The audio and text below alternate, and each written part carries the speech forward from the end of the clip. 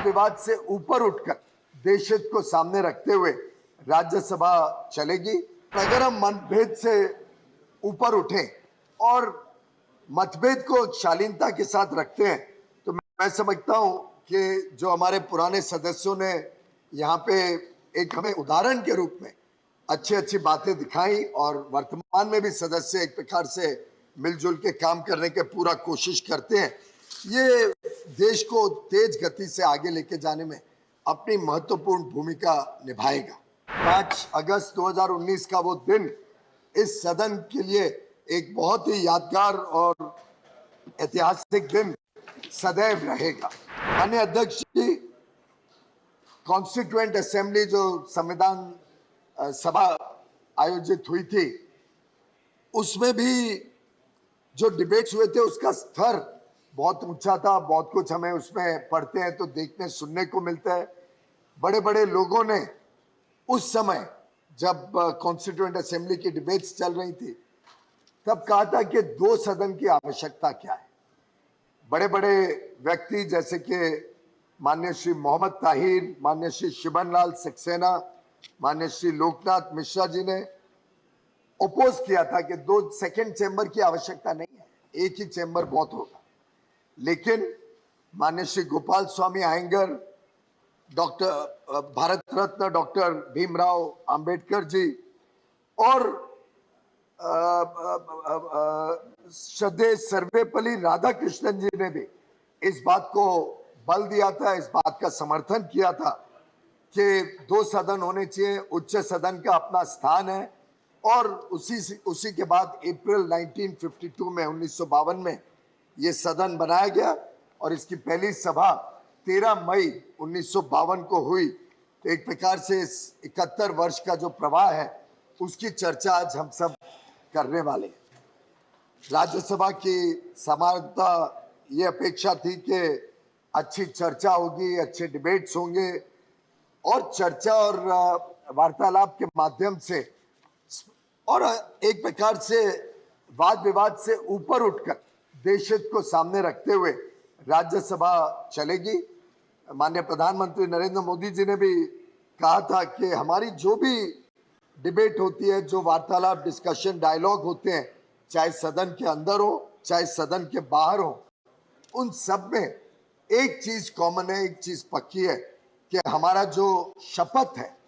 देश की सेवा करने का शपथ और देश के हितों को रक्षा करने का शपथ, हम सब उसको बहुत बल देंगे, सब उसको सर्वोपरि रखेंगे और मैं समझता हूं उसमें हम सभी ने अपना अपना दायित्व अपने हिसाब से निभाया है। इस 71 वर्ष की प्रवाह में कई सारे महानुभावों ने भारत की संविधान की रक्षा करने के लिए, भारत की लोकतंत्र की रक्षा करने के लिए अपना अपना योगदान दिया। हमारे कई सारे वरिष्ठ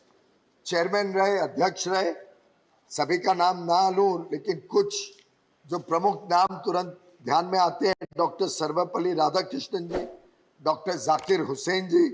justice Hidayatullah, doctor Shankar Dayal Sharma ji, Shri KR Narayan ji, Shri Bhairav Singh Shekhawat जी, हामिद अंसारी जी, श्री वेंकैया नायडू जी और अब हमारे वर्तमान में अध्यक्ष श्री जगदीप धनखड़ जी, सभी ने अपने अपने कार्यकाल में इस सदन की गरिमा बनाई, इस सदन को और नए आयामों तक लेके जाने में बहुत अच्छा योगदान दिया। कई सारी डिबेट्स, बड़ी अच्छी इंटरेस्टिंग डिबेट्स भी इस सदन में हुई हैं, चाहे वो अटल जी, अडवाणी जी, सुषमा जी की डिबेट्स हो यहाँ पे, चाहे वो डॉक्टर करण सिंह जी या VP सिंह जी, चंद्रशेखर जी या हमारे वर्तमान में सदस्य पूर्व प्रधानमंत्री डॉक्टर श्री देवे गौड़ा जी की हो। अलग अलग बहुत महत्वपूर्ण डिबेट्स में बड़े बड़े महानुभावों ने भाग लिया है। कई बार बड़ी फियर्स डिबेट्स होती थी, वाद विवाद भी बढ़ जाता था, लेकिन साधारणतः बहुत गंभीर वाद विवाद में भी मौका लेके ये रहता था कि कैसे ना कैसे हम सब मिलके काम करें। एक बार एक बहुत गर्मा गर्मी की डिबेट में माननीय अटल बिहारी वाजपेयी जी ने एक आह्वान दिया था कि हम सब राजनीतिक दल मिलजुल के काम करें, अपने अलग अलग जो सोच है, विचारधारा है, उसको रखते हुए भी हम रास्ता ढूंढ के इसमें से आगे चलें और देश हित और जनहित के लिए हम अपना अपना काम करें। मुझे याद आता है माननीय अध्यक्ष जी, एक सदस्य थे सीपी कम्युनिस्ट पार्टी के, श्री पी राजीव, फिर जाके केरल में मंत्री बने, सीपीआईएम के बड़े वरिष्ठ नेता थे, बहुत ही अच्छी तैयारी करके आते थे सर, और नई नई चीजें जो लगभग हम में से कई लोगों को ध्यान नहीं था कि इस सदन की भी अधिकार क्षेत्र में पड़ती हैं, ऐसे ऐसे नए नए विषय कई बार श्री पी राजीव लाते थे। मैं उनको अभी भी मिलता हूं तो आनंद आता है, चाहे केरल में हो, चाहे कभी वो दिल्ली आए। और इसी प्रकार से अगर हम सब एक दूसरे की आलोचना कर सकते हैं, हम हमारे में मतभेद हो सकता है, पर अगर हम मतभेद से ऊपर उठें और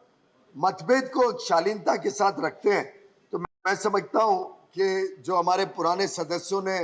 यहाँ पे एक हमें उदाहरण के रूप में अच्छी अच्छी बातें दिखाई, और वर्तमान में भी सदस्य एक प्रकार से मिलजुल के काम करने के पूरा कोशिश करते हैं, ये देश को तेज गति से आगे लेके जाने में अपनी महत्वपूर्ण भूमिका निभाएगा। अटल जी ने एक बार मई 1996 में अपने भाषण में, एक बहुत ही ऐतिहासिक भाषण में कहा था, सत्ता का तो खेल चलेगा, सरकारें आएंगी जाएंगी, पार्टियां बनेंगी बिगड़ेंगी, मगर ये देश रहना चाहिए, इस देश का लोकतंत्र अमर रहना चाहिए। और मैं समझता हूं कि हम सब ने कभी ना कभी रिकंसाइल करना पड़ेगा कि परिस्थितियां बदली है, और हम कोई भी एंटाइटल नहीं। ये जो सेंस ऑफ एंटाइटलमेंट कई जगह पे देखने को मिलता है, कई जगह पे अनुभव होता है, उससे जब देश उठेगा तो मैं समझता हूं हम सही माने में देश की सेवा में और अच्छा काम कर सकेंगे। छोटी छोटी प्रतीक होते हैं, जैसे लाल बत्ती खत्म कर दी गई थी सब मंत्रियों की, छोटे प्रतीक, लेकिन बहुत बड़ा मैसेज देश को कि सेंस ऑफ एंटाइटलमेंट किसी के लिए भी इस देश में अब नहीं चल सकता। माननीय अध्यक्ष जी, जब हमने 5 अगस्त 2019 में आर्टिकल 370 और 35A को समाप्त करने का एक बड़ा ऐतिहासिक निर्णय इस सदन में लिया, सही माने में एक प्रकार से देश को जोड़ने के लिए, देश को एक बनाने के लिए, जिस देश में हमारी सबकी इच्छा थी कि एक संविधान रहे, एक ही कानून व्यवस्था रहे, कानून व्यवस्था सभी के लिए समान रहे, और जो लाभ देश के अन्य इलाकों में लोगों को मिलते हैं वो हमारे कश्मीर के भाई बहनों को भी मिले, उसके लिए एक बहुत अहम कदम इस सदन से शुरू हुआ था और फिर यहां से लोकसभा में गया। 5 अगस्त 2019 का वो दिन इस सदन के लिए एक बहुत ही यादगार और ऐतिहासिक दिन सदैव रहेगा। एक प्रकार से सरदार वल्लभ भाई पटेल की जो देश की एकता और एकजुटता को मजबूत करने का तीव्र इच्छा शक्ति थी, इच्छा था, काम था और प्रयास था, उसको हमने उस दिन पूरी तरीके से संपन्न करके देश को एक बनाने का काम पूरा किया। कुछ ऐसी चीजें ध्यान आती हैं, जैसे उत्तराखंड, छत्तीसगढ़ और झारखंड बनाने का विषय था, कितने सुंदर तरीके से लगभग सबकी सर्वसम्मति से और एक साथ मिलजुल के ये 3 नए राज्य बने। 3 नए राज्यों को एक अपने आगे का भविष्य तय करने का मौका मिला और कंसेंसस के साथ पीसफुली ये डायलॉग और डिस्कशन के माध्यम से ये तीनों राज्य बने। थोड़ा बहुत दुर्भाग्य की बात है कि कई ऐसे विषय होते हैं जहां पे हम ऐसी सर्वसम्मति नहीं बना पाते, और मैं समझता हूं कि उसमें भी हम शालीनता से अपनी अपनी बात रख के आगे चलें तो ज्यादा अच्छा रहेगा। मुझे याद है, मैं भी इस सदन में था जब तेलंगाना का नया राज्य बना। वो दृश्य शायद एक भद्दे के रूप में, एक बहुत खराब उदाहरण के रूप में इस देश के स्मरण में रहेंगे, और मैं उम्मीद करता हूं कि आगे कभी हमारे नए भवन पे कभी ऐसा दृश्य देश और दुनिया को देखना ना पड़े। माननीय अध्यक्ष जी, 2017 में एक ऐतिहासिक गुड्स एंड सर्विसेज टैक्स, जिससे वन नेशन वन टैक्स स्थापित हुआ। और ये इसलिए ऐतिहासिक कहता हूं क्योंकि लगभग एक प्रकार से इसमें भी सर्वसम्मति से बना था, पूरे देश की सम्मति, देश के हर राज्य ने इसमें अपना अपना सहयोग दिया। और we are the house of elders reflecting the states wishes and desires. तो इस प्रकार से सभी राज्य मिलके हमारे पास ये प्रस्ताव लाए और वो जो 2017 का दिन है, ऐतिहासिक